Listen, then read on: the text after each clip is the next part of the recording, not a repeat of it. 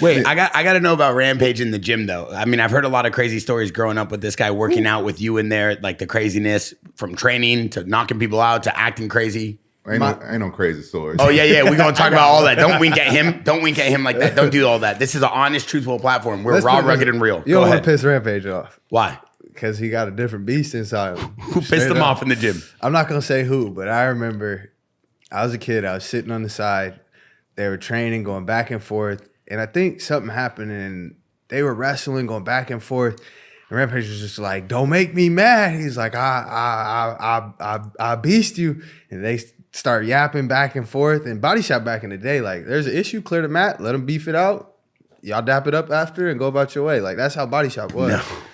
And so whatever, I'm sitting there on the side of the mat just watching, and Rampage just picked dude up. Next thing you know, because they were wrestling, he tagged Rampage, and Rampage was like, "I told you, don't make me mad." Fucking poop, got up under him, just picked dude up. Boom, slammed him, knocked his fucking tooth out. I was like, yo, like, this shit was wild. And sparring. Yeah, dude's tooth flew out on the mat, bro. I was wrestling, like, not even sparring. You slammed him and knocked his I mean, you did that to Joaquin Buckley. Don't act like it's crazy. But he would do this all the time or no? Nah, it's not like an all the time thing, but you know, you play with fire, you get burned. No, sometimes, I ain't gonna lie, those people in the gym be taking liberties and shit. Who is it?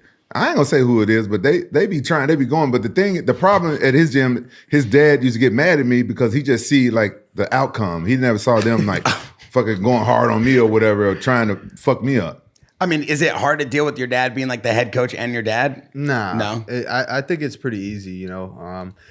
Main thing is just humbling yourself and listening to what goes on. You know what I mean? A lot of guys go in there with an ego. They start winning, and then they don't want to listen to the coaches. And I'm this big badass guy. I've won. I've done it all. And it's like, dude, you can't forget who's gotten you to where you are. So for me, you know, he knows my body. He knows when, okay, AJ's bullshit, and he don't really need a break. He just wants a break versus, okay, his body's overworking. He needs a break.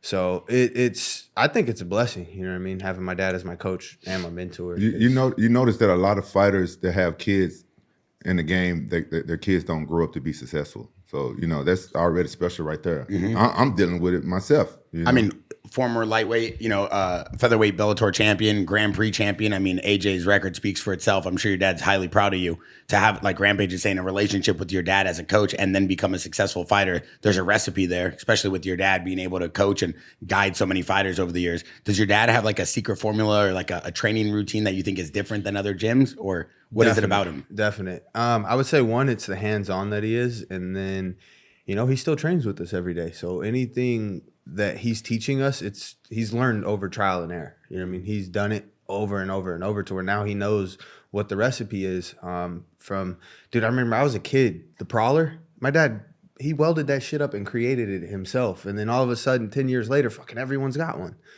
You know what I mean? So he's ahead of his time. Even his fight career, you know, he was ahead of his time. And sometimes I feel I'm the same way, but, you know, the sport's growing so much and it's becoming so big, you know, everyone loves MMA now. It's the hottest thing on the planet right now, for sure.